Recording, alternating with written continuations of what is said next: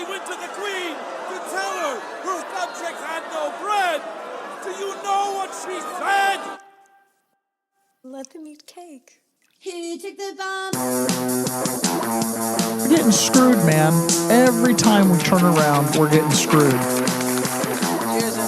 Oh, the revolution's going to be through podcasting for sure. That's the only way we talk. It's the little guys that take the brunt of everything. It's got to stop. Peasants, man. We're just peasants. Every one of us. You watch those old movies, you see the peasants in the background with the kings and queens walking around. We're those people. We're those people.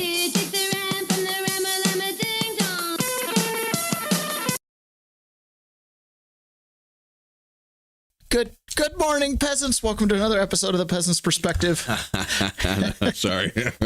And like every day, I'm still opening up the chats. So thank you very much for joining us. It was a great day. You know, yesterday, or I should say not yesterday, this morning, as I was driving in, I was like, man, you know, I feel like every day, sometimes, unfortunately, we just kind of cover a similar topics. Yeah. And then I had this little voice inside my head was like, don't worry about it. People come to you to hear about those topics because they want to ignore them the rest of the day. And I was like, actually, that is the feedback I get. It was like one of our show listeners that oftentimes reach out to me. I was like, it's exactly what they would say. I was like, you know what? We're going to keep at it because that's exactly the point of this. This is news commentary and this is news. And you know, sometimes what we do is a little bit like the Truman Show, but you know, sometimes people need daily reassurance that everything's going to be okay. Yeah, basically. Weedham Boys on YouTube. Welcome. Every morning. It's always good to see you in there. Our show is growing. It's kind of fun. It's really fun watching just slowly but surely it's picking up, watching the hours watched increase. I mean, we're, 27,000 views or something at this point. I have no idea. It's pretty awesome. Oh, look, here we go. John Atakis. It's a good, warm morning. Yes, we are in the throes of summer, aren't we? It's supposed to get cooler today where we're at, and tomorrow it's supposed to rain all day. Whew. Nice. I'll take it. I'm excited to live here in the rain. Mm-hmm. So, moved here in 2013. Weather never bothered me. Because, you know, I'm in and out of an office. Yeah. Just drive in the rain. Oh, it's nice. And I have a metal roof at night. Oh, it sounds so cool. Listen to this. You know, we live in the Northwest. And then I started working outside. Aha! I was waiting for that. And then it was like, this freaking rain will not stop. I worked what felt like a decade with a wet sweater on, you know, because you just wear a high vis hoodie out on a job site. And you're wet all the time. I just got used to being completely muggy wet inside my sweater. I'd work, I'd shovel, I'd rake. Sometimes people would come up to me, aren't you? Like, I'd just be beating sweat and I'm wearing the sweater. And they're like, what's going on? I was like, I take the sweater off, I get too cold. Yeah. And I'm already wet anyways because it's drizzling. You know? And then, of course, when it really rains, it slows down the job site. So I started to kind of like detest the weather up here. Yeah. But this summer, even like through the hot days, I'm like, well, I'm mostly inside. And it's been nicer. And then if you're a laborer, some days you're putting on that wet vest in the morning. Ooh. You know what I'm talking about? My big thing lately has been socks, right? I wore socks are very important. I wore merino wool socks, thick work socks every day for years to where we have dozens and dozens of pairs. I hate them. I don't like the way they feel on my feet, but you need warm feet. And so merino wool is the way to go for a work boot. Well, and you don't want to get trench foot either. Don't want to get trench foot. Yeah. And if you wear cotton socks, they just get destroyed. Yep. So I've been wearing wool socks and now I don't need to wear wool socks. And I'm like, I just want to wear nice, soft cotton socks. The other thing too, in prison, the socks were horrible. They had I haven't worn a pair of socks with a seam in them in the front of the toe since I was 8, right? That's what they got. Oh my god, they were horrible. They caused blisters on your toes. They were horrible. They had no heel, of course, right? They're just a tube sock. Well, the only good part about those is they got 2 heels. Oh my, yeah, exactly. They got 2 heels, exactly. It's kind of like flipping your underwear inside out. After enough time, they do wear in a certain direction. Yeah. That was the most annoying thing, was wearing crappy socks. And then when I was in DC, the shoes we had, You know, they give you flats. They give you like these little slip-on flats, but you can buy off commissary a pair of tennis shoes. Well, in DC, they were Russell brand. Everything was Russell brand. And these shoes were horrible. They were horrible shoes. In fact, they made my feet numb. I walked a lot in prison. Like, that's how I took up my time. I'd walk the block. I'd walk back and forth on the top tier, and then when I got to Philadelphia, I'd walk in circles. When I got to Missouri, I'd walk the track. And in both Philadelphia and in DC, I had crappy shoes, and it made my feet numb. I couldn't feel my toes. Like, I actually got numb feet. And talked to a guy who ran marathons, and he's like, "Oh, that's pretty normal. It has to do with the shoes and blood flow." And he's like, "Yeah, you got to get better shoes." And I'm like, "Yeah," because I have a lot of options in here. Anyways, they were bad. The American Conservative ran a piece yesterday that is a really good piece. It's called "Peace After Conquest." The Azerbaijan say it. Azerbaijan peace as unpalatable lessons for everyone. Unpalatable lessons for everyone. So here it says that the Armenia, I can say that word. Azerbaijan Peace Summit can be claimed to be the most significant achievement of President Donald Trump's second term foreign policy. As his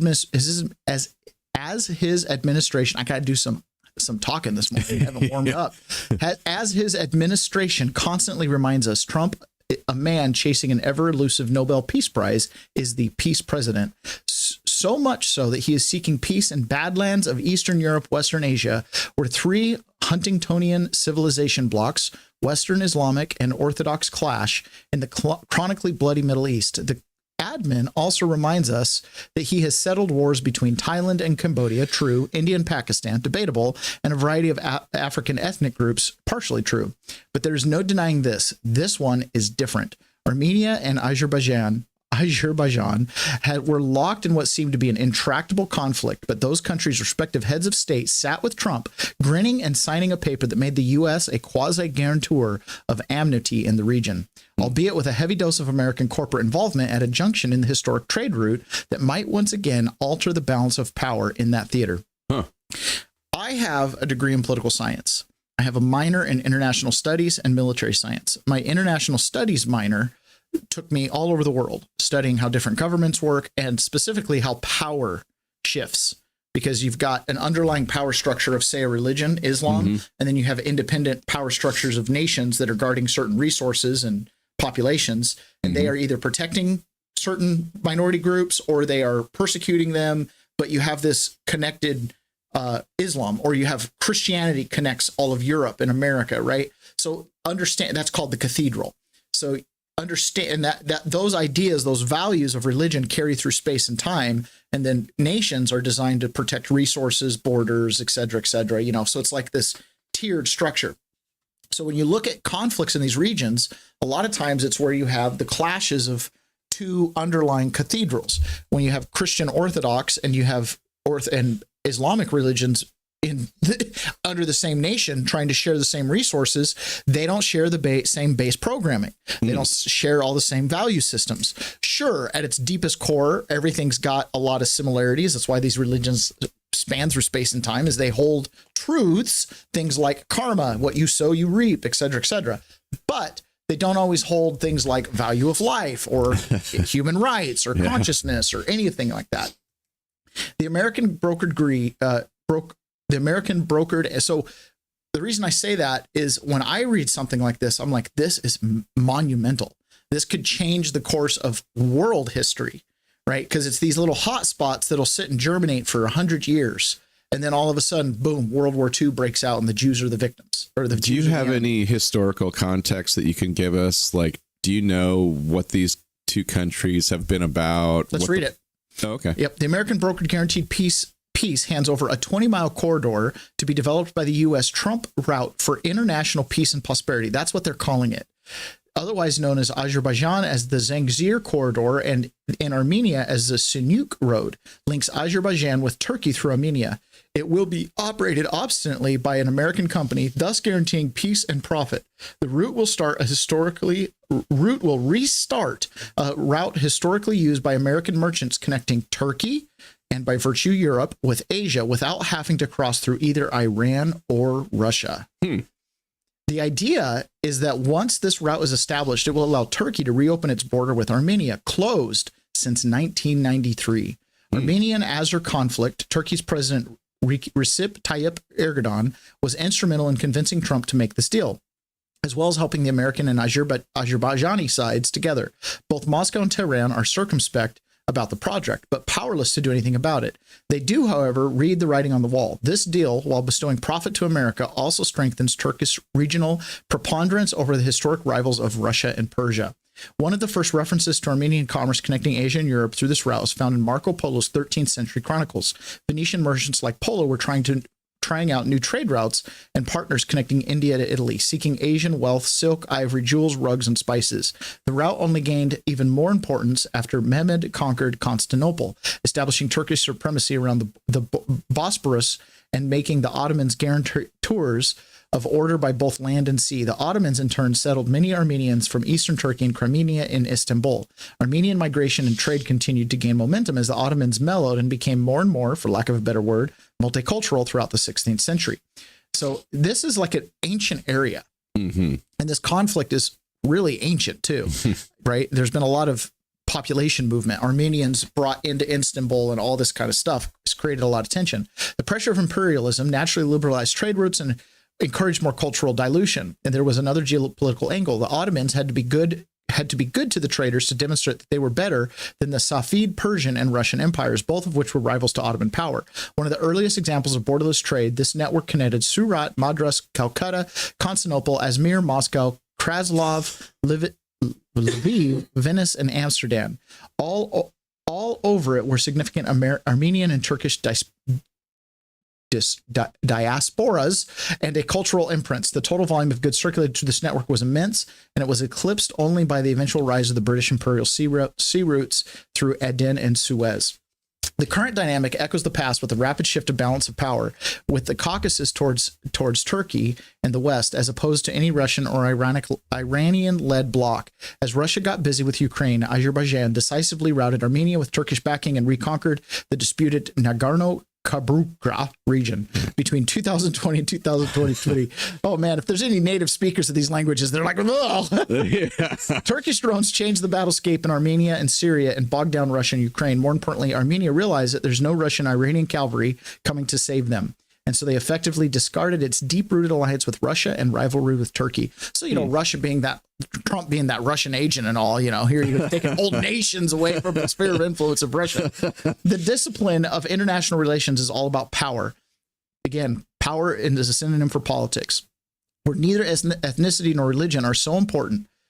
This new hegemonic peace will have unpalatable lessons for all sides and prompt a revaluation within liberal history and academy. As every generation before us has known, conquest is at times a more stable guarantor of hegemonic peace and continuous and futile war to reimpose a broken balance. Small powers without a great power backing will do better to accommodate a regional balance than to rebel against an impending order. Sometimes hard power brings about a greater imperial equilibrium for all the actors involved, often overtaking divisive forces and ideology, religious and ethnic kinships.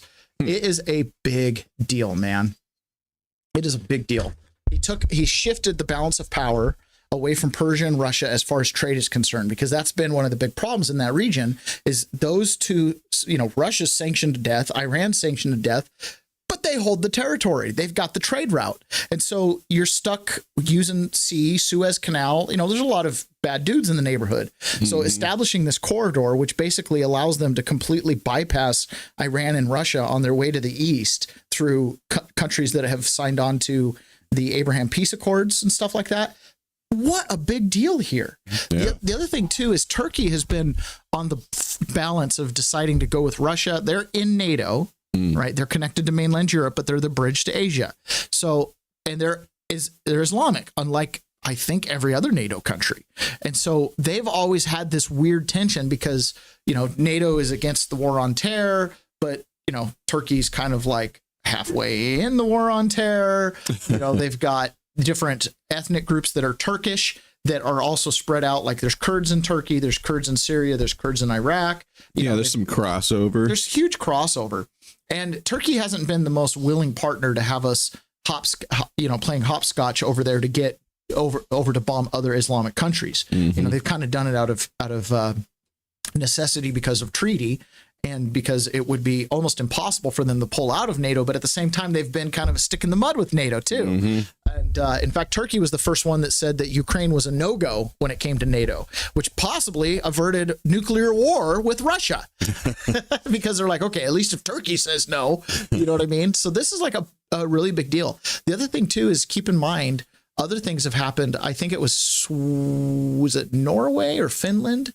No, Sweden? I can't remember. It was one of the Nordic countries joined NATO officially in the last year or two, which was another big deal because if you go through history, Russia fought wars with Finland and Sweden back when they were one kingdom. They kind of have a frontier that touches each other. Yeah. And so really big deal, the shift of the balance of power. The other thing too that Donald Trump's been able to do is not only is he creating peace around the world and becoming known as the president of peace, including this significant one with Armenia-Azerbaijan, but he also closed the southern border without new legislation, which how long were we told that you needed to revamp all the legislation and couldn't do it and the tools just aren't there? Well, that's not really the case.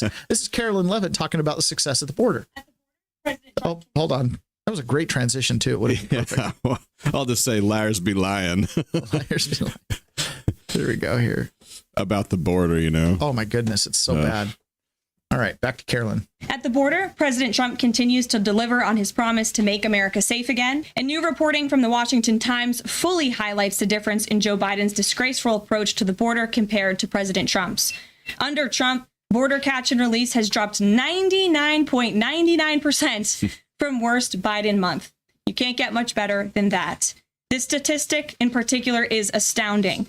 Border Patrol agents caught and immediately released 189,604 illegal aliens into the United States in December 2023 at the height of the Biden border crisis.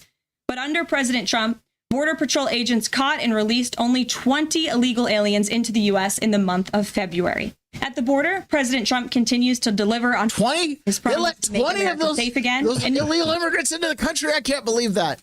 Wow. Catch and release, huh? 180,000 down to 20? That's a closed border. I think we could probably handle 20 immigrants a month. I don't know why we had to let 20 in. Yeah, that's right now. What the heck? If you got numbers that low, it seems Breaking like it's pretty promises easy every just to day. say no thanks. Yeah, breaking promises every day. 20. Wow, that's really impressive. I am of all the things that I've been impressed with, aside from pardoning the J6ers, thank you. Thank you very much. Right. Aside from pardoning all the J6ers, I am amazed at how much he's locked down that border. I know. I'm not surprised. I'm not either, because a lot of it is just perception.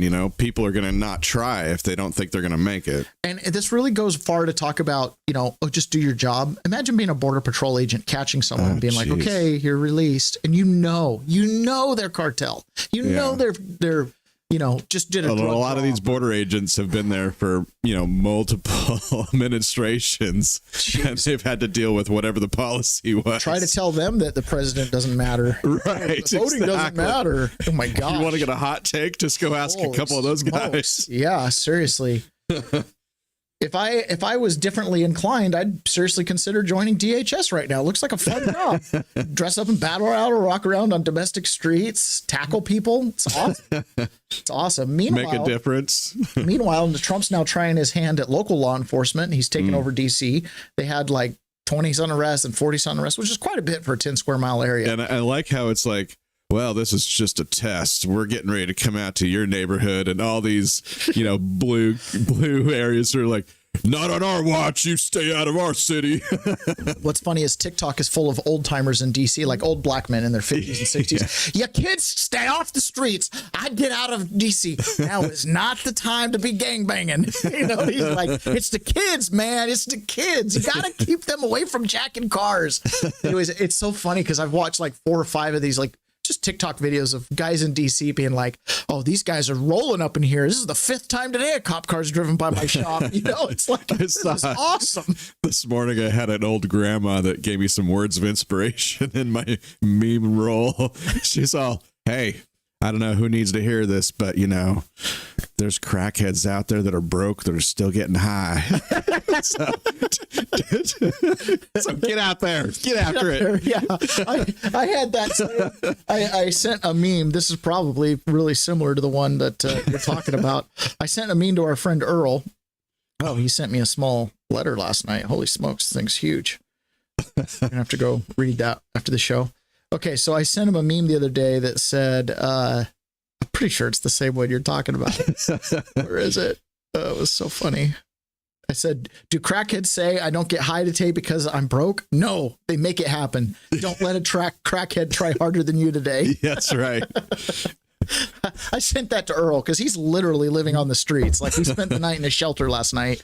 And Next to a crackhead. He should be getting his license today, and then we can put him on a bus. Yeah. So, Frazier on Rumble says, as a scout, we looked at the trees to see moss growth to determine north. Yeah. Where you are at, moss grows on all sides of the tree. That's right. That's true. That is very true. Pray the Rosary. Good morning, everyone. Yes, good morning. Pray the Rosary. Thank you for joining us today. Depending on where you are, you can get tricked too, because some of the trees, like in Ellensburg, you know, they're wind ripped. Oh yeah. So the north might be the wrong direction. Yes, it's pretty. Yeah, here you get into the Olympics for sure, and it's like, no, it's Moss 360. Yeah. The sunshine doesn't pierce that. Yeah, that is so crazy. We have a rainforest here. Yeah. Like, it rains a lot in Seattle, but it actually technically rains more in New York because it rains harder. So, you know, that was one thing that blew me away, Ron. What is a lot of inches of rain for us to get in a day? Like, what is it? It's rained all day, and what is like the normal accumulation? Well, I know a thing about this. So that's really not the right answer, or not the right question to ask, because it varies so greatly across the state depending on where you live. So, and you know this because you go to Squim. Squim with no rain. Yeah. Right. In Squim, they get about 12 inches a year. Yeah. So, you know, if you get a half-inch storm up there, that would be a tremendous storm up there. Half inch. What about here where we're at? Well, down in Port Orchard, which is only, 40, 50 miles away, they get 65 inches a year. So it's like triple what you get in Squim. And a good size rainfall in that area would be about an inch. Okay. And then in Forks, they get 140 some inches a year. That's 12 feet of rain. So a storm out there could be inches. So the reason I asked this, because when I got to Missouri, we'd have these rainstorms, right? Mm-hmm. We had tornado warnings all the time. And it would rain so hard. I was like, I've not seen rain this hard since Brazil. That tropical rain like that. So, and then intensity is a totally different topic. It would rain for an hour. Right. It'd be 2 inches. Right. In an hour. Yep. It was like it was crazy. And I'm sure we've got lots of listeners here. Well, that's like normal where I live. Yep. Listen, up here, it rains all day. An inch is a lot of rain. Yeah. It's like, holy cow, it rained all day long, and it rained hard, and it rained an inch. Yep. Then you get to Missouri, and it rained for an hour, and it rained 4 inches. Like, dude, I'd watch the gutters, because, we're in a building, gutters totally just flowing over, the downspouts blowing back up, not going underground at all, and it was just flooded, and then it'd get sunny, and you'd see the water bake off, and you'd start sweating because of the humidity, and it was like, wow, that was crazy. And I kept thinking, like, it's sunny every day here except for 2 hours when it rains. I know Florida's like that, and that's how Brazil was. Brazil was like that. Like, you'd get that afternoon rain, and you'd get an inch or two in an hour, and then it'd be sunny again. Yep. So in DC, Trump's taking his crack, just like he did at the border, cleaning up the border. He's taking a crack at running a city and getting rid of the crime. So his approach is go hard, go fast. He's got like 800 extra agents walking around, all the different FBI, marshals, park department. They're all deployed right now. Saturation. All working in unison. Yes. So there was a press conference yesterday with the chief of police, who's just, I think she's the Metropolitan chief of police or whatever. She just relieved the other guy, and now she's in on the job, and she got asked a question about the chain of command. And I thought this was a really interesting answer for somebody in law enforcement. What the chain of command is now? What does that mean? Well, okay, if you didn't catch that, just one more time. You ready? That's what the chain of command is now? What does that mean? Well, is it Pam Bondi speaking to the mayor, speaking to you? Oh, and now the city councilwoman, or I think this is. So the executive order is clear. The president has requested MPD services, and our home rule charter outlines the process. The president designated Attorney General Bondi as his proxy to request services through me. Okay. That was pretty funny. What's the chain of command? What are you talking about? So who's the chain of command now? Like, who do you answer to? What's that? You know why? You do it to yourselves. Like, I want to believe you know what the chain of command is, right? You probably follow it. Like, you know who your boss is. You know who your lieutenants are. But the fact that you don't even know the phrase chain of command is kind of startling. Yeah. Like, it kind of screams out DEI hire. You know what I mean? A little bit. Yeah. Pray the Rosary says, please send the rain down here to San Diego. Well, we wouldn't want to do that because then San Diego wouldn't be beautiful, sunny San Diego. And based on how you guys handle forest fires, I don't think your city is set up for flash flooding. Like, you probably look like the Grand Canyon. Yeah, I don't know. I don't know that you guys should get rain because politically, I don't know if you guys can handle it. Well, I didn't mention, the intensity is a different topic for our area. And I'm sorry to bring this back up, but no, it's great. 3.5 inches per hour is maximum intensity that you can expect around here. So if you really want a good storm, 3.5 inches. That's pretty intense. In an hour. Yeah. And that would be really intense. Oh, yeah. The thing about here is we're waterlogged. Yes. So the ground can absorb quite a bit at, an inch a day. Like it does. It's just pretty good. But the water table in a lot of places is only like 12 inches deep or less. Like it's pretty shallow. About 3 feet on my property. Yeah. So if you get a really heavy rain like that, like you can get saturated pretty fast. Yeah. And it doesn't have anywhere to go. Mm-hmm. So Just the News ran a piece yesterday that he teased out. The headline is "Shut It Down. Bombshell FBI Timeline Exposes Political Interference in the Clinton Corruption Probe." So this shouldn't really surprise anybody that's, not been hiding under a rock for the last decade. But essentially, the FBI was continuously shutting down any investigations into the Hillary Clinton matter or the Clinton Foundation. And one of them is Sally Yates. Do you remember who Sally Yates is? Dude, I don't remember the details, but I do remember the name. Sally Yates sat in on the meeting with Biden, Obama, Brennan, Clapper, and McCabe, and I think Comey was there, and they were discussing General Flynn. And they were like, we got to get General Flynn. She was in on that meeting. When Trump came into office, she became the interim acting attorney general while they were getting ready to put Jeff Sessions in. And Trump did the Muslim ban, as they called it, which was the immigration ban for countries that don't do background checking and vetting. It wasn't just Muslims. Venezuela was also included on that list, but it got labeled the Muslim ban. She refused to enforce it, so she had to get fired. And of course, people gave her all these accolades. Oh, I'm so proud of you for denying the president, not following the chain of command, and, for not doing your job, which you're supposed to do, blah, blah, blah. So Sally Yates apparently was one of the people that was shutting down things. Sally Yates said, "Shut it down." Then Deputy Attorney General Sally Yates is quoted as demanding the derailed timeline of political impediments that agents in New York and Little Rock, Arkansas, and Washington, D.C. reported. She literally wrote in an email, "Shut it down." The agents tried to get help of federal prosecutors to determine whether or what crimes occurred while Hillary Clinton served as Secretary of State, notably because at the time her family foundation solicited hundreds of millions of dollars from foreign and U.S. interests with business before her department. Andrew McCabe got involved, saying things like this: the declassified timeline revealed the Justice Department indicated they would not be supportive of an FBI investigation, end quote. The timeline also shows in mid-February 2016, McCabe ordered that, quote, no overt investigation steps were allowed to be taken in the Clinton Foundation investigation, quote, without his approval, a command he allegedly repeated numerous times over the coming months. Wow.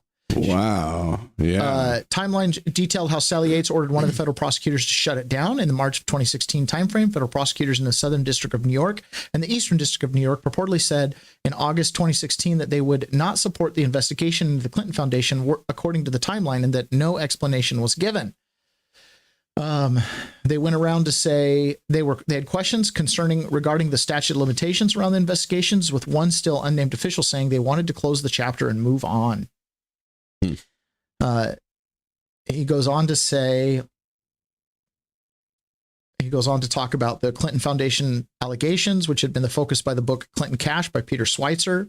An unnamed investigator may have had one or two brief discussions in the fall of 2015 with an assistant U.S. attorney in the nation's capital with a member of DOJ's public integrity section. According to the timeline where Clinton Foundation was, quote, likely ancillary and with the intention of informing the redacted DOJ officials that an investigator was continuing to study the matter and possibly predicate an investigation. So they just kept shutting it down. Like it kept popping up. Arkansas, DC, New York, everywhere they were at, it kept popping up and they just kept shutting it down. Paula Batty, then assistant director in charge of the Washington field office, described McCabe as negative and annoyed and angry about the Clinton Foundation cases, with McCabe saying that, quote, the DOJ say there's nothing there. And with the McCabe asking, why are we even doing this? She's just like gatekeeper. Dude, McCabe's wife was running for office in Virginia and the Clintons were donating to her. Of McCabe course. drove a Porsche to work and people made comment of like, how can you afford this Porsche? You know, we make good money, but just barely good enough to live in the area, not to live it good and have a Porsche. Yeah, FBI agents are not really rich people. Yeah. Anyways, so this article's just full of these quotes like that, you know, shut it down, stop doing it, was advised no investigation action was to take place unless McCabe authorized it. Just over and over and over again, they kept doing this. Yeah, again, a gatekeeper. And, you know, these are very powerful people. Like a guy like Andrew McCabe, most people don't know who he is. He's calling the shots. He's the one that's enabling the Clintons to pay for play and all this stuff. And then it just cascades, right? It becomes a cover up. It becomes it just becomes something that none of us are comfortable with, left or right. There has to be accountability. There has to be. Otherwise, this will continue. And the reality is this has been going on. The more you look at this, the more you realize that without accountability, this will continue. Yeah. And I mean, it'll just ping pong back and forth. Yep. One dirty trick after another. In interesting news, Laura Loomer had her defamation deposition in the Bill Maher defamation case. Do you know what this is all about? Not really. So Bill Maher accused Laura Loomer of sleeping with Donald Trump. And so Laura Loomer sued Bill Maher. Yeah, he's like, well, he's not sleeping with Melania. He's probably sleeping with Laura Loomer. Ouch. So Bill Maher, so Laura Loomer sued Bill Maher. Well, she had her deposition, and she's the self-appointed loyalty enforcer. Well, her deposition was a little off the rails. In a particularly wild exchange, Loomer practically roasted Representative Marjorie Taylor Greene as someone who puts roast beef in her pants. What is the basis for you saying she puts Arby's in her pants? Mayor's legal counselor asked. She carries roast beef in her pockets, Loomer responded. What is your basis for saying she puts roast beef in her pockets and in her pants? The counsel pressed. Because I know she likes to eat at Arby's, Loomer said, further clarifying that she believes Greene puts the meat sandwiches in her pants, and she believed Greene would agree with that statement. Are you making a derogatory comment about her sex life by talking about Arby's in her pants? The counsel asked. No, I'm talking about Arby's, the sandwiches. I'm talking about Arby's. I would. I'm a very direct person, Loomer said. If I was making a derogatory comment, I would have said it. Hold on. Is this our ad campaign that we're reading? No, is this an Arby's commercial? This is her deposition. Immediately after the Arby's exchange, Loomer offered another gem without provocation. She believes Senator Lindsey Graham is gay. Several President Trump staff have told me in confidence that Lindsey Graham is gay, Loomer said. Hold on, Miss Loomer, there's no question, responded Maher's attorney. Loomer sued Maher at HBO in October for the late-night host suggested Loomer might be effing Donald Trump. And the far-right activist had since claimed that Maher's joke tanked her odds at landing a White House gig. It probably did. Sounds like a really good write-up for an SNL skit. She puts in her pants. Are you talking about some innuendo? No, I'm talking about Arby's. Totally off the rails, man. I'd be like, I'm not here to testify the whole time. Tiffany and Carlito, good morning. Sapphire Patriot. There's supposed to be a big document drop today on more Hillary documents and corruption. I believe I just read it. Yeah. There might be more, but I think that was what it was. Morning, peasants, says Sapphire Patriot. And is that what you are going over now? Yeah, that was. That's exactly what I was going over. We got an early morning show, so we can sometimes beat everyone else to the punch. So this is John Solomon, and he's reflecting back, and the story is way back in 2016, might have been 2017. John Solomon goes out to his mailbox, and there's two men in suits waiting for him. They're two FBI agents, presumably, and they're like, listen, we have a tip for you. There's a dirty trick going on. We have awesome powers here at in the government, and those powers are being used to play a political dirty trick on the American people. And that is what started John Solomon's reporting on Russiagate and slowly starting to unravel on that. They pointed him in the right direction. Whoever those two agents are, which John Solomon, to my knowledge, has never disclosed and likely never will, are one of a handful of people who saved America.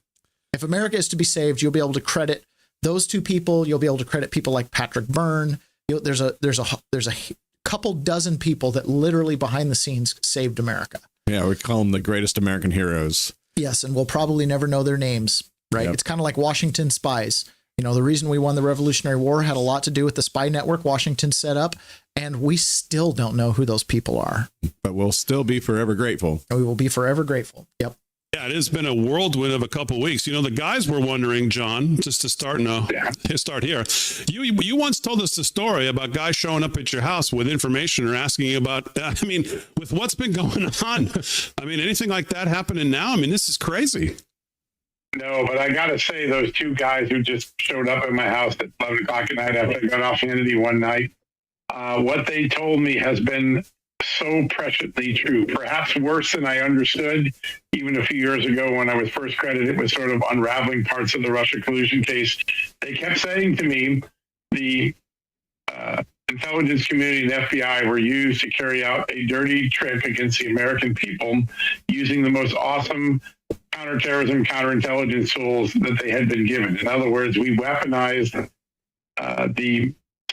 we weaponized our counterterrorism and counterintelligence tools to run a psychological operation on the American public, to deceive them into believing that the man they had elected as president was actually a Russian stooge for Vladimir Putin. And when I look at it now, it is far more extensive, far more complete, far more involving of so many different people. You know, we've got House members and senators and leakers and consultants, and it was a mass conspiracy to undo the will of the American people for the 26th election and to fool them into thinking the man they had just elected was a Russian asset. And it is perhaps, you know, I think back now at Watergate, and the moment that the public learned, and the moment that Republicans learned that Richard Nixon even remotely considered asking the CIA to interfere with the FBI in the investigation of Watergate, man, the world turned on Richard Nixon. Here, the CIA and the FBI are running the operation. They are literally turning themselves against the very citizens that they've been entrusted to protect, and they're trying to deceive them. And I can't think of a more perilous operation to the underpinnings of our democracy, our constitutional republic, than what these people did. And those two guys, they gave me a hint. I had no idea. It was a lot worse than I ever imagined. Yeah. And they might not have even known how bad it was. Later in the show, we're going to introduce you to Admiral Mike Rogers, who's another one of these people that very well may have saved America. All right. So this is Donald Trump. He's being asked about, you know, all these disclosures that have been going on. And, you know, Trump seems pretty set on what he wants to see happen. Great, actually. We had I had to go through the Russia hoax. And it was actually, it was a strain on the relationship. I actually told him, I said, you know, they got this phony investigation going on, Russia, totally phony, created by Adam Schiff, Shifty Schiff, and Hillary Clinton and the whole group of them. And it made it very dangerous for our country because I was unable to really deal with Russia the way we should have been. I'm looking at Pam because I hope something's going to be done about it. These people put our country at great danger. And Adam Schiff, it was all made up. It was a hoax. The Mueller report came out. They all hated me. They had 18 Trump haters. And they said I did nothing wrong. They couldn't believe, they couldn't find anything. After years of investigation, it was all a hoax. It was a hoax created by the Democrats, but in particular Schiff and Crooked Hillary, the whole group. And now we've learned all the stuff that's come out over the last 2 months is incredible. through intelligence. And hopefully something's going to happen with it. These are people that put our country in danger, in real danger. I want to thank you all very much. Thank you very much. Yeah, they put our country in real danger. Mm-hmm. It wasn't just about, the status quo. They prevented peace with Russia and settlement with Russia. The Ukraine war, in my opinion, is a direct domino fall of the Russia hoax and the Ukraine impeachment and just everything going on there. Russia was begging us to deal with, the Crimea and the 2014 coup in Ukraine, and they were begging us for help. Nothing. Did you watch Joe Rogan with Anna Paulina Luna yesterday? No. So I saw clips. I didn't watch the actual podcast. Dude, she went full on Alien, Book of Enoch. She talked about seeing pictures and stuff in a skiff of extraterrestrial life, interdimensional beings. She talked about they have technology that they cannot reverse engineer. She's like, it would be like dropping a cell phone off to cavemen, like no capacity to do anything that they have this radiating technology. And yeah. You got to watch it. You got to watch it. She went full on Book of Enoch and everything, man. And she's got a biblical worldview, but holy smokes. Holy smokes. She talked about Anaki. Interesting times. Interesting times. So this is John Solomon again talking about the investigation into Adam Schiff and whether the Clinton pay-for-play scheme was going on, which is part of the article I just read. To show you the other side of this conspiracy, the protection racket. We've all known for a long time that James Comey exonerated Hillary Clinton without authority to do so and without finishing his investigation when it came to the classified emails. Tonight, we're going to tell you about the other Clinton investigation, one that was running in 3 separate FBI offices, New York, Washington, and Little Rock.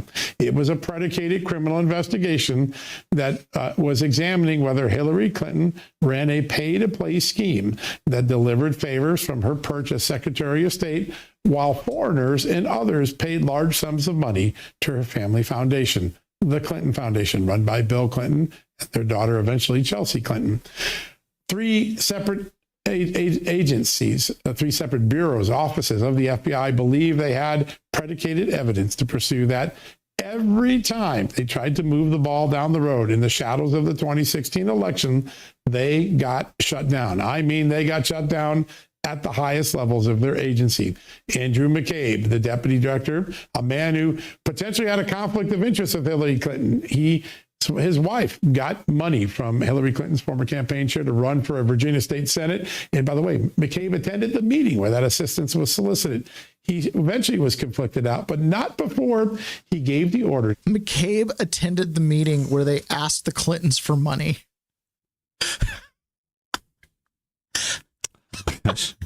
Just line him up and shoot him, man. Like, what is going on here? I don't know. I went to prison for shaking speechless. a bike rack. I went to prison for shaking a bike rack, man. I was in there with a guy that was serving a couple of years because he stole $70,000 in PPE loan funds. $70,000. $70,000. The Clintons are dealing in billions. Billions. Yeah. $70,000. That's a tragedy. That's a crime. Billions? That makes me smart. You know what I mean? Like, seriously. Yeah, for real. I don't even know what to say. I'm just speechless. Meanwhile, he's shutting down investigations into Clintons that they just solicited money from. Yeah. Okay.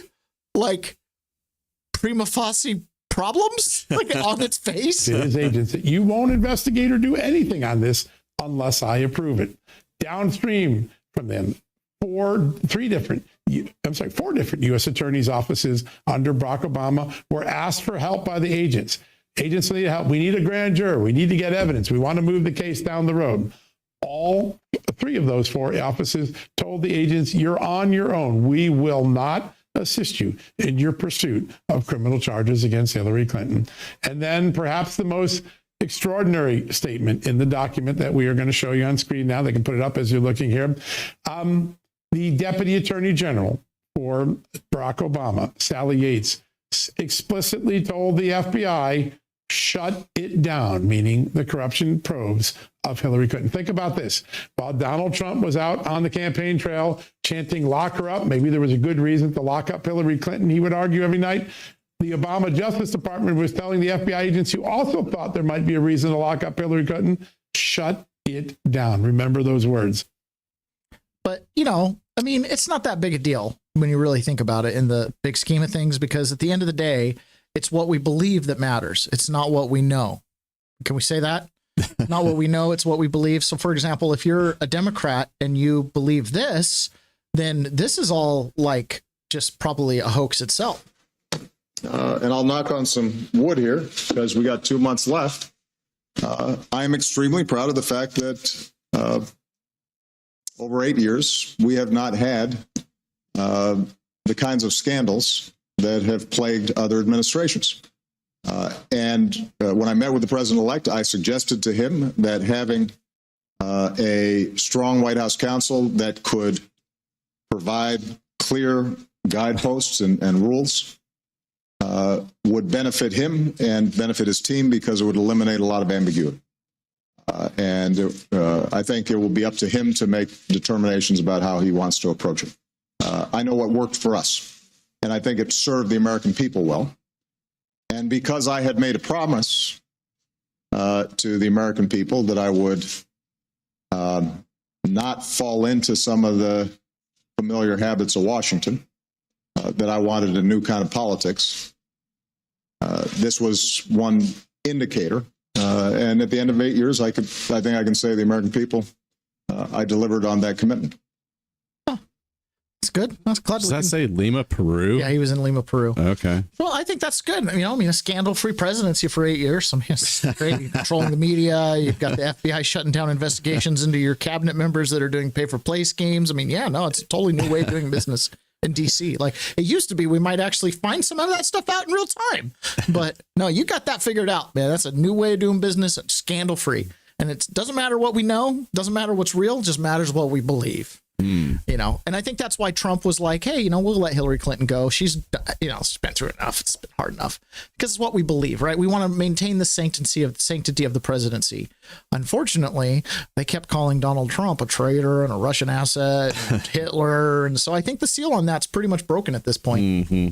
And there's other players in this too, because remember, the conspiracy isn't just covering up Hillary Clinton. It's not just going after General Flynn. It's not just creating a Russiagate narrative. It's not also pulling all the levers of voter fraud and gerrymandering during that time period. And then it's not just COVID and the lockdowns and the destruction of the economy to make it so that the roaring Trump 2019 economy couldn't continue. It wasn't just about getting mask mandate compliance and stuff like that and getting you to inject things into your arms that hadn't been properly researched. It wasn't about suspending the state constitutions so that you could have emergency powers in order to take in millions of mail-in ballots in states that have never done that. And then it wasn't just about changing the way that votes were counted from, distinct decentralized elementary school gymnasiums, but instead of putting it in large centralized counting centers, it wasn't just about bad plumbing in those different places separated by hundreds of miles that just simultaneously with 1 hour all had shut down plumbing issues where the counting got stopped. It wasn't just that. It wasn't just about Joe Biden declaring himself the president-elect and then starting the office of president-elect, which has never happened before. It wasn't just that. It wasn't just about the CIA slow rolling the report saying that China interfered with the election and Russia did not. It wasn't just that. It wasn't just about the Republicans having a weak spine and not saying, hey, there's clearly some type of voter fraud here on, perpetrated by the same people, Perkins Coie, Mark Elias, who kind of perpetrated this whole Russiagate thing.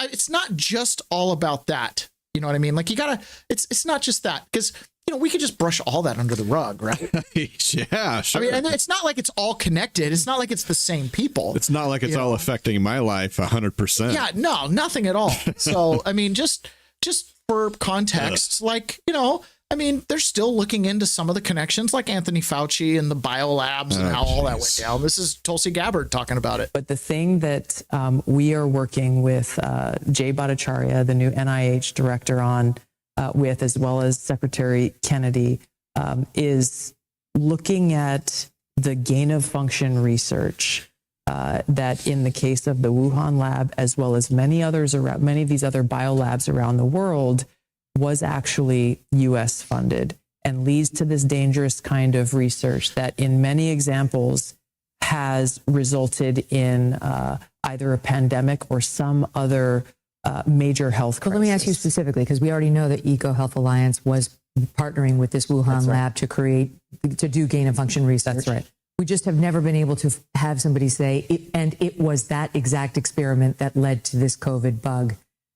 But have we gotten there? What's the new thing that you're digging in on? We are working on that with Jay Bhattacharya and look forward to being able to share that hopefully very soon. Okay. That specific link, correct, between the gain of function research and what we saw with COVID-19. I mean, that would be extraordinary because just so the audience knows, if that's true, if it was Peter Daszak's research with the Wuhan.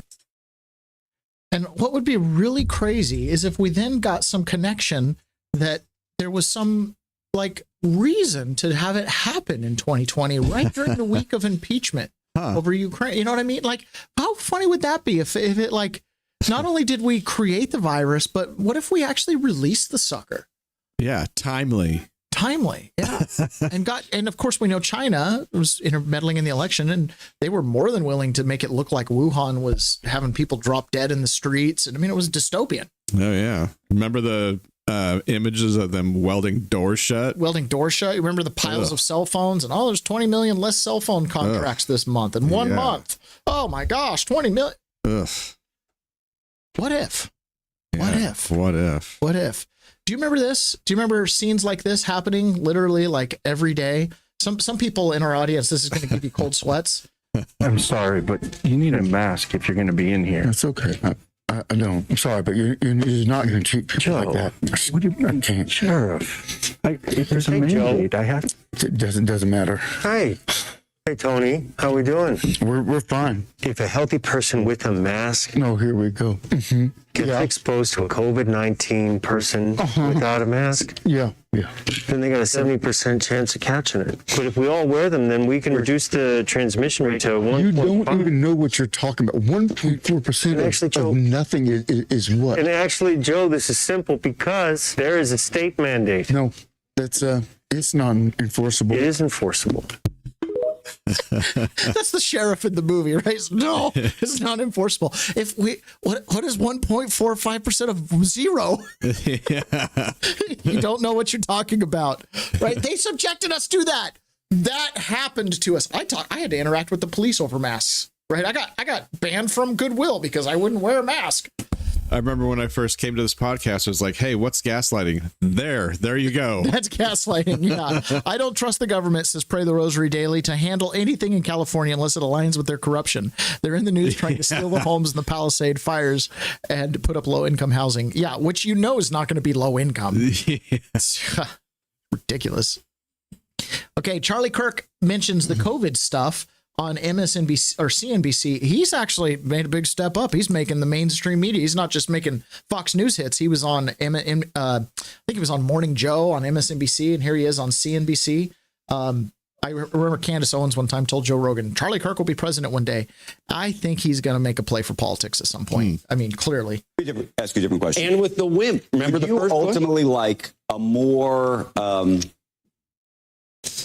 a country that's genuinely brought together, that trusts what's happening, that feels that everything is credible, that there's a coming together. I assume you want that. Of course, but in a post-COVID, how could that ever happen with the left? World, yeah, and again, how could that ever happen with the left or the right? I think I totally agree, and I would just say, look, in a post-COVID world.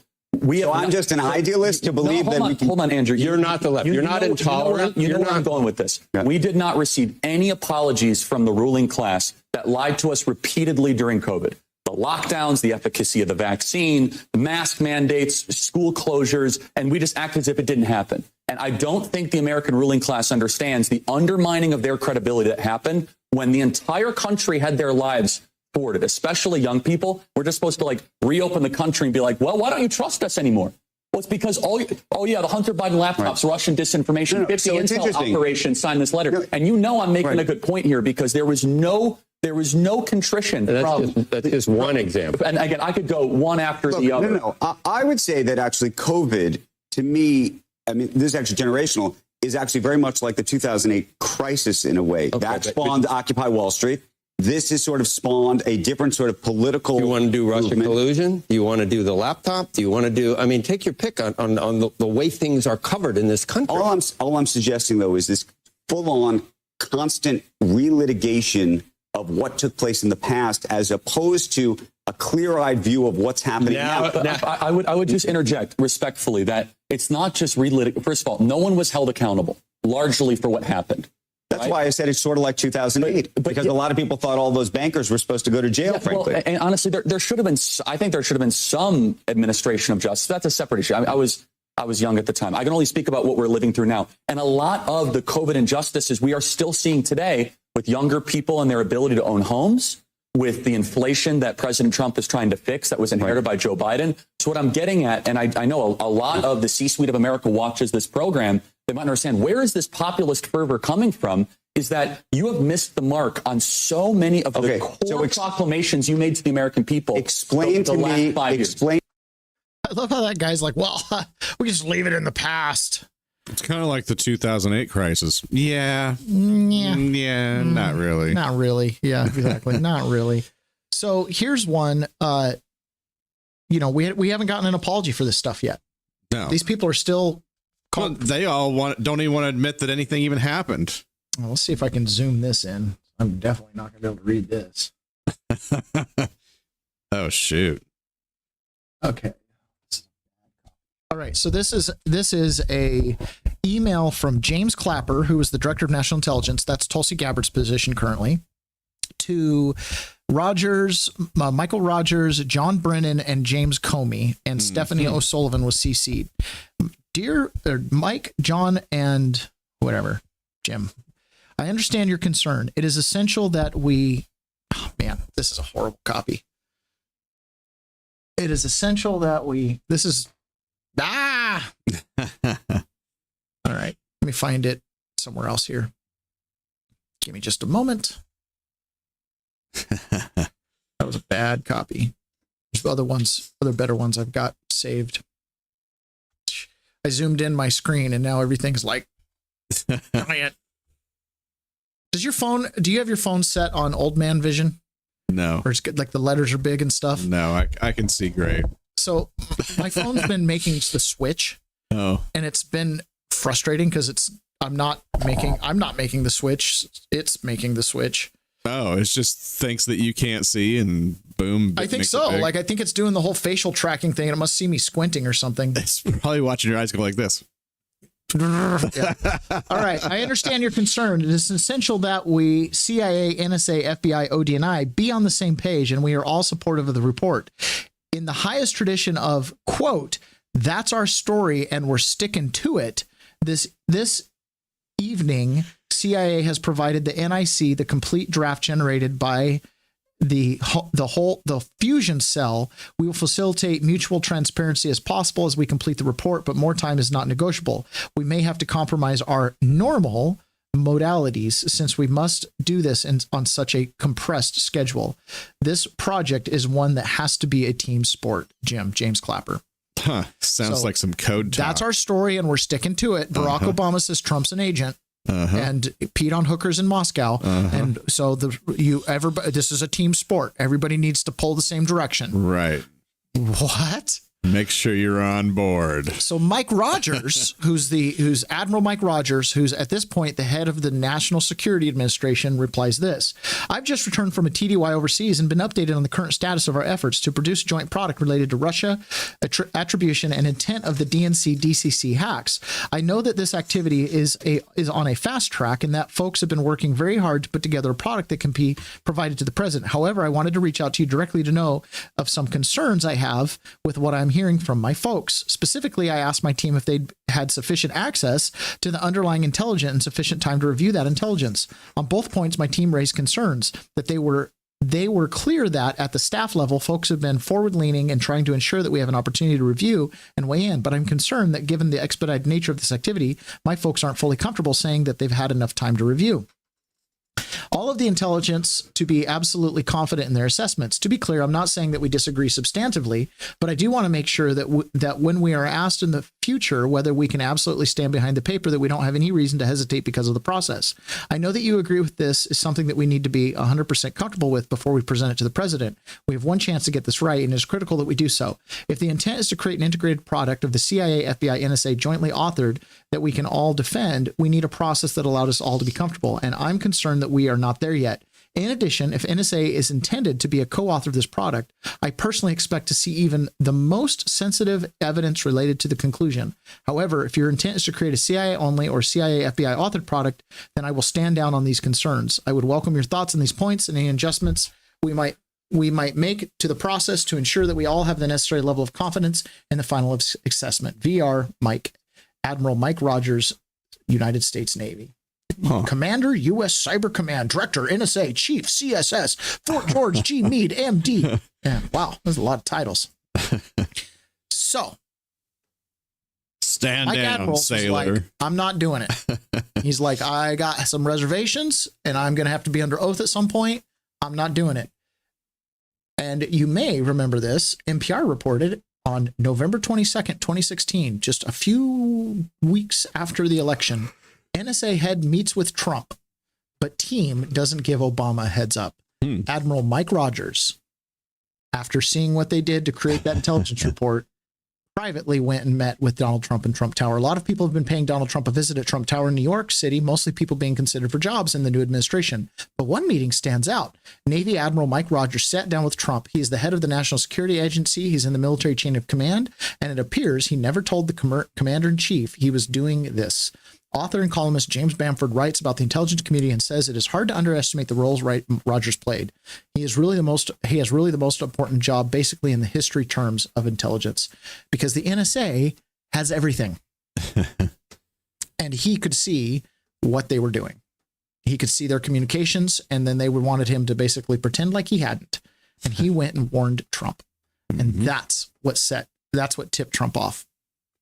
So Trump has Adam Schiff and Hillary Clinton dead to rights. This is Mike Benz talking to Benny Johnson about that. You have a post up saying Hillary Clinton is absolutely guilty of a criminal conspiracy to defraud the American taxpayers and intel community and so on. How would that prosecution go? Is that like too much of a pipe dream to even dream about? Dare a boy dream, Mike? I'm dreaming right now. I think that Trump was merciful and naive and innocent when he first became president in 2017 after saying that Hillary Clinton would be in jail. And then Hillary Clinton campaigned on putting Trump in jail. They nearly did. They shot him in the face. They hit him with 91 felonies, 1,000 years in prison if Trump didn't win the election. And now, they're dead to rights here. Hillary Clinton clearly approved this plan to falsify information in order to portray Donald Trump as being backed by Russia, and then conspired with the head of the Central Intelligence Agency, the head of the FBI, potentially the former president of the United States himself. I don't think you're going to have riots in the streets if John Brennan and Hillary Clinton are arrested. I think that Hillary Clinton is not exactly a beloved figure on the left. I think that I could see there being a tremendous amount of civil disturbance if Barack Obama is indicted, even though he looks guilty as well. Yeah. But I think that, and then you also don't need has immunity. He also has immunity. Hillary doesn't. Right, but I think that you don't even need. I think that having Hillary Clinton and John Brennan indicted for this, and simply allege the conspiracy that they falsified information conducted fraud to falsify intelligence in order to run this gambit. And then their only defense is that they really believe their own BS. I mean, that's the only defense that they would have. You have an agreement and an affirmative act in furtherance. So you have the two necessary legal components in order to bring the indictment. Their only defense is that, well, we really believe that Russia, it wasn't, we didn't know it to be, even though it was false, we didn't know it to be false at the time. And I think that's belied by several things. We have the circumstantial evidence around intent from these emails in the classified annex, the emails in John Brenn's handwritten notes. But they didn't. This was the magic behind the Trump prosecution. They never had a intent for Trump to commit crimes, but they charged him anyway. This Justice Department has, if that's rule of law, then it has to be brought against Hillary Clinton and John Brennan too. If that's rule of law, it has to be brought against John Brennan and Hillary Clinton. However, the media is making some shocking admissions. Even over at CNN, as Ed here describes, they are admitted that the prosecution against Trump was part of the operation. Longtime advisors Liz Smith seemed to let the cat out of the bag this week, telling CNN all those felony convictions against the president were not a real case, just part of a planned Democrat Party resistance. Why the base is mad at some of the leaders in Washington is not because they're not left enough. It's because, Chuck Schumer came out with no strategy, no forewarning, and just said, we're going to fold on the CR. I mean, I think he could have done a better job of explaining what the strategy was and what we're going to do, but there wasn't anything like that. I think Democrats are learning, and I'm going to agree with you, that Democrats cannot only be the party of resistance. We cannot, we resisted so hard between 2017 and 2024. We prosecuted him.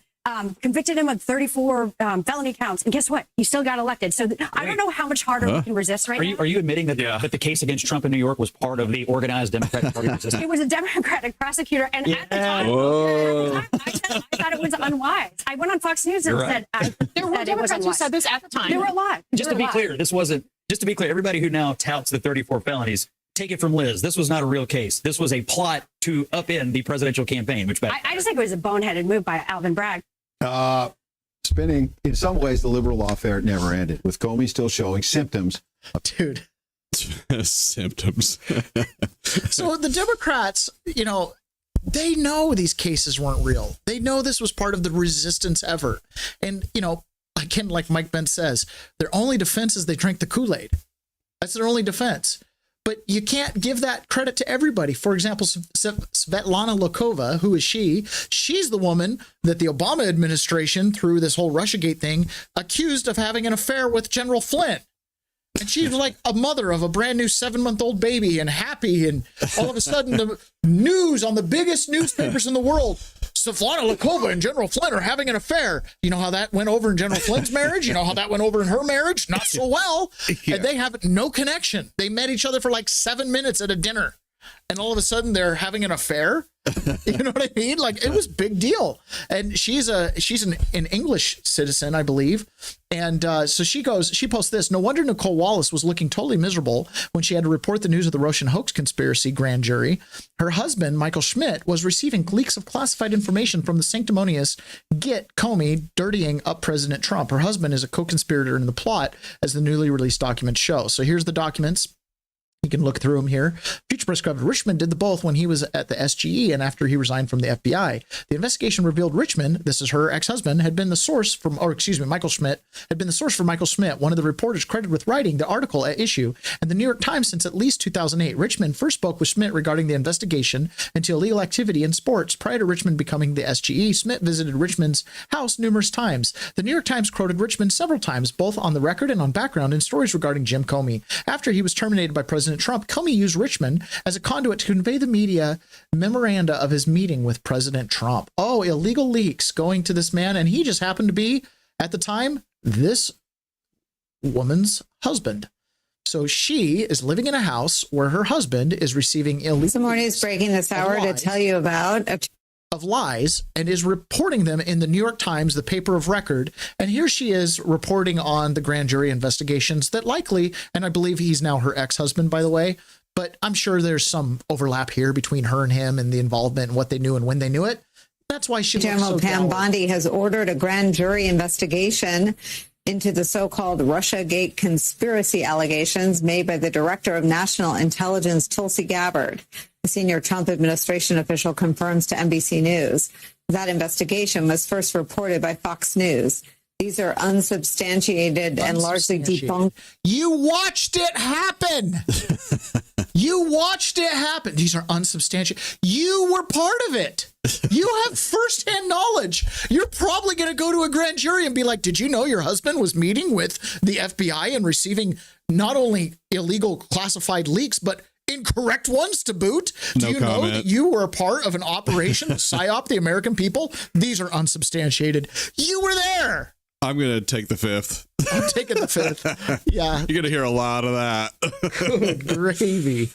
Oh, man. Now, Dude, Laura Logan. I'm sorry to break into your thought here. I just got an alert on my phone that they're doing level 3 evacuation in Thurston County for entire towns.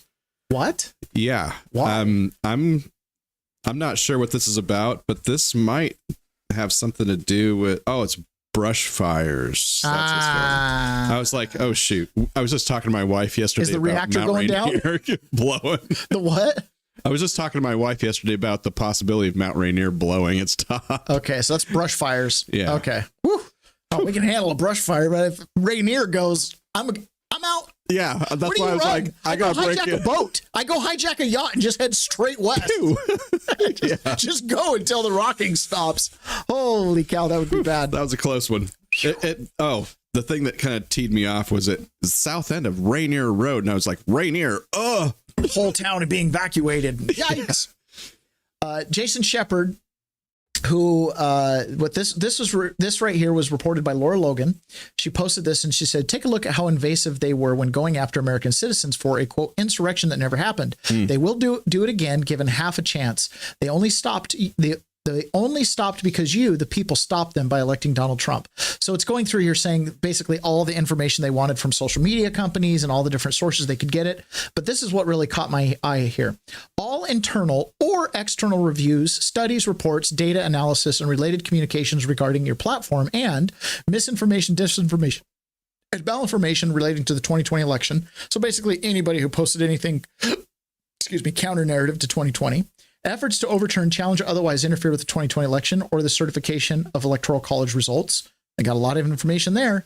And this is what really got me. Domestic violent extremists, including racially or ethnically motivated violent extremists, militia violent extremists, sovereign citizen violent extremists, which, by the way, when I've met most sovereign citizens, whatever that means, which I've been accused of being, they're not violent. They just think that they're living, and they think that the law should provide some protections to them and not be constantly asking things from them. And most of the time they just want to be left alone. Yes, that's exactly right. They just want to be left alone to grow their carrots. They would really appreciate it if they could drill a well without jumping through every hoop known to man. Their sovereign carrots and their sovereign water. So the sovereign citizens, I find it hilarious because sovereign citizen is not a threat to anybody but the power itself. Yeah.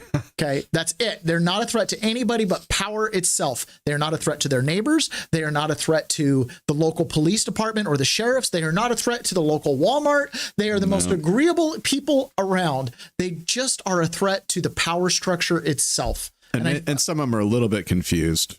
Well, sure.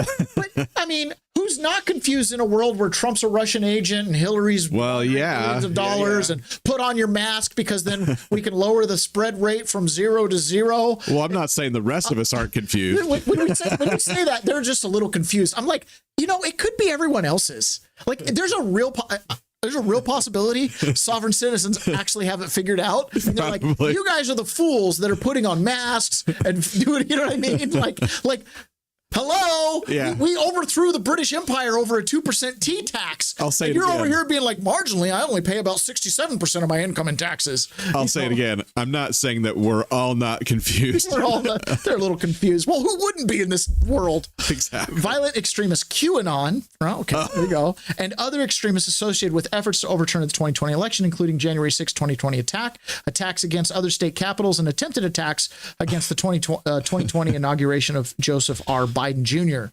Foreign malign influence of the 2020 election, including known or suspected coordination between foreign and domestic influences to interfere in the 2020 election. And then, of course, they want to exclude everything from China. I used to tell my kids when I drop them off for school in the morning when they're out the door, I'd be like, have fun storming the castle. Have fun storming the castle. So Donald Trump wrote this. He said, very unfair. Media is working very unfair media is working on my meeting with Putin, constantly quoting fired losers and really dumb people like John Bolton, who just said that even though the meeting is on American soil, Putin has already won. What's that all about? We are winning on everything. The fake news is working overtime. No tax on overtime, by the way. If I got Moscow and Leningrad free as part of the deal with Russia, the fake news would say that I made a bad deal. But now they've been caught. Look at all of the real news that's coming out about their corruption. They are sick and dishonest people who probably hate our country. But it doesn't matter because we are winning on everything. MAGA! My wife and I were talking about the Asian comedian that we did yesterday where he goes, you know, if you're talking to someone who's like, well, let's take MAGA. I mean, make America great again. I mean, it seems reasonable. America's not doing so hot. Math scores are down. Test scores are down. Blah, blah. You know, he goes on. And then, you know, there was a social pact made with promise to the people that if they went to school, got good grades, got a good job, and were good citizens, that everything would work out. And those promises never really materialized. And then, you know, he started outsourcing to China and sent all the manufacturing to Asia. And because some of you guys didn't stay in school, we don't really make anything here. And now he goes, but you don't read enough and don't have the vocabulary. So it just comes out as, let's go, Brandon. That's how I feel here. MAGA! The idea of the peasants. I don't know what you're doing, but it's wrong. Poke, poke, poke with the pitchfork, you know. All right. So we have reached the end of this part of the show. So we are going to jump over to private. And we've got a couple more videos to watch. One from Catherine Austin Fitts talking about the central banks and how they're sovereign. And then we're going to hear about Eric Weinstein and how physics has come to a complete halt. You want an outro or you want to skip the outro? Oh, man. We got about 15 seconds. People in the chat can decide if they want an outro or not. Otherwise, we can skip it. I don't see anybody commenting yet. I know there's a delay. Well, yeah, they're typing furiously. But it takes about 20 seconds for us to get it. Yeah. Oh, let's see. We'll give it five. Oh, Left Behind and Without. Don't forget to visit Left Behind and Without. I haven't been good about plugging that on the public side. Things are going really well over there. They had a board meeting. I just hear secondhand. Everybody knows I have no direct involvement in Left Behind and Without. I just, you know, every now and then You're my just wife like and I. Nancy Pelosi's husband. Yeah, exactly. My wife will tell me, you know, I have a board meeting today, and you know, can you watch the kids or whatever? So I'm aware of when things happen. But they have been helping multiple. So many families, over 100 kids. Just amazing feedback, doing presents and stuff for them. It's just awesome. And they're constantly working on grants. That seems to be their whole life, is working on grants and little $500 grants here, $1,000 grants there. And then of course, private donors, some people sending $100 a month. It all makes a huge difference. They said that she told me she'd raised $5,000 in private donors this last year. Wow. All of that went to kids, all of it. It's amazing. It's so awesome. And then of course they got a decent sized grant that supported them through most of the year. And again, it's just such a good little program. And they do things like go stand out in front of the Walmart with a booth. Walmart's been a really good supporter, by the way. They upped their donations. They do like a quarterly donation, which is really fun. I'm constantly impressed with my wife and her putting that together and continuing to do it. I mean, it like many, many times I've thought that is the lasting legacy of this. Everything that I'm doing was just so that she could start that, you know, and I hope someday that thing lives on in perpetuity and can help thousands and thousands and thousands of kids. Well, and I also hope that we get our elections figured out. Yeah, that too. And I'm hoping the prison population decreases so there's less kids to need to do that with. But all right, nobody commented in the chat, so we're going to go out without an outro. So we will talk to you guys that are not on Rumble Premium tomorrow. And those of you that are sticking around, we'll see you in seconds. Pew. Are we private now?